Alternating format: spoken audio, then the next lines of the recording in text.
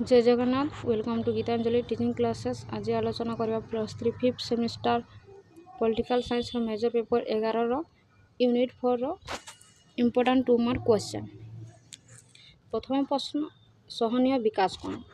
यह एक धारावाहिक बा निरंतर प्रक्रिया जहाँ वर्तमान पीढ़ीर आवश्यकता पूरण पूर्वक भविष्यत वंशधार मानकर आशा आकांक्षा पूरण करने संकल्पबद्ध रही है। यह सहनीय विकास बा धारणीय विकास कहे। अन्य अर्थ में प्राकृतिक संसद अवक्षय न कर विकास प्रक्रिया को त्वरान्वित करवा। 2 नंबर प्रश्न ब्रुटलैंड रिपोर्ट कौन? 80 दशक ब्रुटलैंड रिपोर्ट द्वारा धारणीय विकास उपर स्वतंत्र इस्ताहार प्रकाशित होता। एथिरे घोषणा करा जायतिला कि भविष्य वंशधर मानक आवश्यकता पूरण पाई प्राकृतिक संपद को वंचित रखी विकल्प उत्स व्यवहार करवा विकास प्रक्रिया को आगे नेवा पाई पदक्षेप ग्रहण करवा। 3 नंबर प्रश्न यूएनईपी मिलित जातिसंघ परिवेश योजना कौन? 1972 मसीह स्वीडेन स्टॉकहोम ठारे प्रथम परिवेश सम्मिलन संगठित होता जो भविष्य में परिवेश सुरक्षा पाई योजना प्रस्तुत करा जाई कार्यकारी करा जायतिला। यहाकू मिलित जातिसंघ परिवेश योजना कहा जाए। 4 नंबर प्रश्न मानवीय संकट कौन? मनुष्य जीवन धारण करने केतेक जरूरी आवश्यकता दरकार करे यथा खाद्य बासगृह वस्त्र स्वास्थ्य शिक्षा निरापत्ता इत्यादि। जेतेबेले मनुष्य यही सब मौलिक आवश्यकता प्राप्त हुए नहीं यह मानवीय संकट सृष्टि करे। 5 नंबर प्रश्न विश्व दारिद्र्य कौन?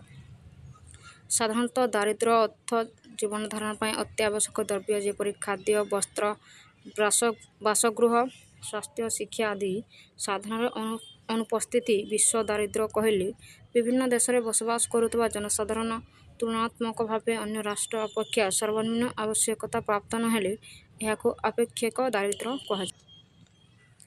6 नंबर प्रश्न स्वास्थ्य संकट कौन? विश्व व्यवस्था प्रत्येक प्रांतर जनसाधारण स्वास्थ्य सुरक्षा सम्मिलित सुविधा सुजोग प्राप्त नहेले यह विश्व स्वास्थ्य संकट कह जाए। महामारी अन्य स्वास्थ्य समस्या मनुष्यर जीवन को दुर्विषह करिथाए फल यह गुरुतर स्वास्थ्य संकट सृष्टि करिथाए। 7 नंबर प्रश्न अंतर्देशीय सौर गठबंधन कौन? 2015 मसीह डिसेम्बर 30 तारिख में भारत एवं फ्रांस मिलित सहयोग सौर शक्ति को विकल्प ऊर्जा भाव में ग्रहण करने एक अंतर्जातीय सौर गठबंधन गठन करते। वर्तमान यही संगठन में 120 रु अधिक राष्ट्र सामिल होती। महामारी परिचालन कौन? महामारी परिचालन एक श्रृंखलित धारा जहाँकि महामारी को नियंत्रण करने विभिन्न पदक्षेप नेवाई कार्य करे।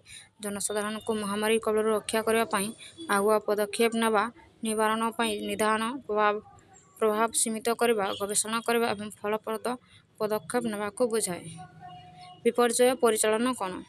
विपर्यय परिचालन अर्थ एक सुचिंतित प्रक्रिया अवलंबन करा जाए व्यापक धनजीवन नष्ट मानव समाज को सुरक्षित रखा आगुआ पदक्षेप नेवा सतर्क कराइबा वैषयिक ज्ञान कौशल प्रयोग कर उद्धार कार्य परिचालन करवा थैथान करवा पुनर्निर्माण करवा आदि विपर्यय परिचालन अंश विशेष। 10 नंबर प्रश्न विश्व स्वास्थ्य संगठन भूमिका।